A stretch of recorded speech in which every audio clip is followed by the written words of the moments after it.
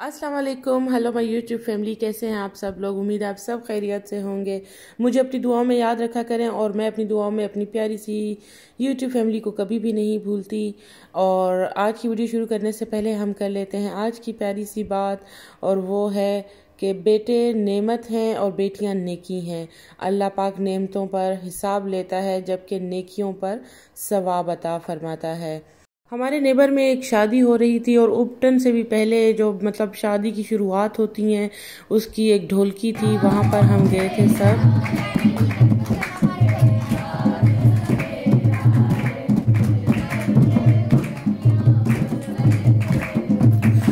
आयशा जान, ये पहला मौका था कि किसी ढोलकी में जाकर कोई ढोल वगैरह सुन रही थी या बजाने का शौक़ पूरा कर रही थी, और साथ में थे उनके भाई, उनके कज़न अमीर, और इन्होंने अलग से एक ढोल रखा और खूब शौक़ से बजाया।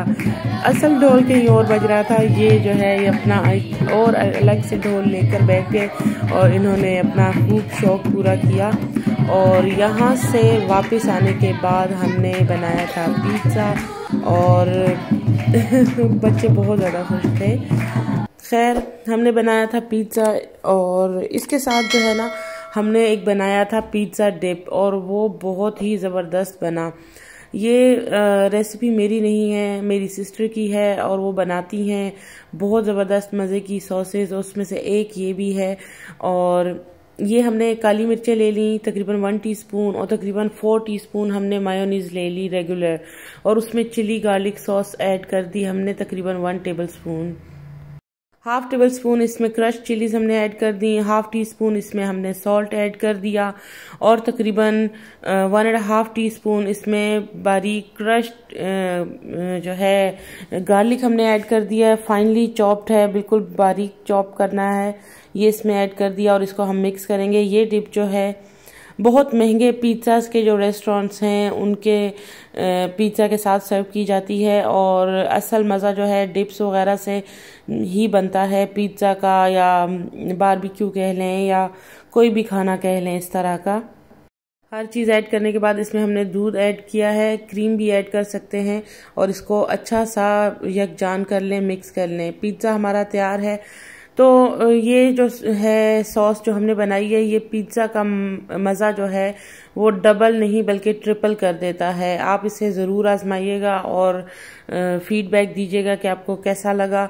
और एक मैसेज मैं ये देना चाहती हूँ पेरेंट्स के लिए कि आप अपने बच्चों को ज़रूरी नहीं कि रोज़ाना जो है सालन और रोटी आप लाजम कर लें कि यही इनको खिलाना है, क्योंकि हम ये खाते रहे, हमारे माँ बाप ये खाते रहे, हमारा ये ट्रेडिशन है।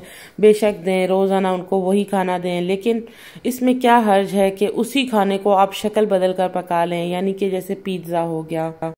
बच्चे बहुत शौक से इस तरह की चीज़ें खाते हैं, बर्गर या पिज़्ज़ा या बाहर से लेकर, तो वही चीज़ें आप उन्हें घर पर बना दें। इसमें आटा भी है जो कि हम रोटी बनाते हैं, इसमें चिकन है जो कि हम सालन बनाते हैं, प्याज और वेजिटेबल्स और मशरूम्स हैं, और थोड़े से ऑलिव्स हैं। ये सारी चीज़ें हेल्दी हैं और आपने घर में बनाया है, तसल्ली है। और इसमें कोई ऐसा कहें कि बहुत ज़्यादा खर्चा हुआ है, खर्चा भी बहुत ज़्यादा नहीं हुआ। एक रेगुलर खाने का जो है इसमें खर्चा हुआ है, और तरीका सिर्फ थोड़ा सा डिफरेंट है प्रेजेंटेशन का। वही सालन रोटी इसको समझें और इस तरीके से आप खिला दें। थोड़ी सी शक्ल बदली हो गई है खाने की, जो हमारा ट्रेडिशनल है रोटी को सालन में डबो कर खाना, तो उसी तरह ये बच्चे जो है पिज़्ज़ा समझ कर खाएंगे और शौक से खा लेंगे। तो वो खाना आप क्यों ना उनको दें कि जो वो शौक से खाते हैं। आप जैसे कि देख रहे हैं वीडियो में, मेरी बेटी से बिल्कुल इंतज़ार ही नहीं हो रहा था। पिज़्ज़ा काफ़ी गर्म था और वो गरम गरम ही जो है उठाकर खाना चाह रही थी, जबकि कभी भी ऐसा नहीं हुआ कि सालन या रोटी हो तो वो फिर कहती है आप खिला दे मम्मा, मैं नहीं खा रही, आप अपने हाथों से खिलाएंगी तो फिर मैं खा लूँगी, और इस तरह के बहाने होते हैं टालने के।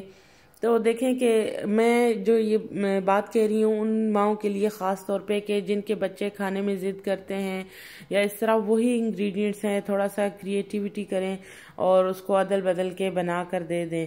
आप ये मुख्तलिफ वेजिटेबल्स वगैरह से भी पिज़्ज़ा बना सकते हैं अगर वेजिटेबल खिलाना चाहते हैं। इसमें चीज़ भी है जो कि बहुत हेल्दी है बच्चों के लिए। और अगर आपके बच्चे दाल वगैरह से कतराते हैं तो दालों के सब्जियों के साथ या गोश्त के साथ मिक्स करके कबाब बनाएं, टिक्कियाँ बनाएं, उनको बन कबाब बना कर दे दें। ये छोटे छोटे आइडियाज़ हैं कि खाना वही रहेगा और आपकी मर्ज़ी चलेगी। मतलब आप जो खिलाना चाह रहे हैं बच्चे को वो खाएगा। बस क्या है कि थोड़ी सी उसकी शक्ल उसे चेंज करके आप दे देंगी।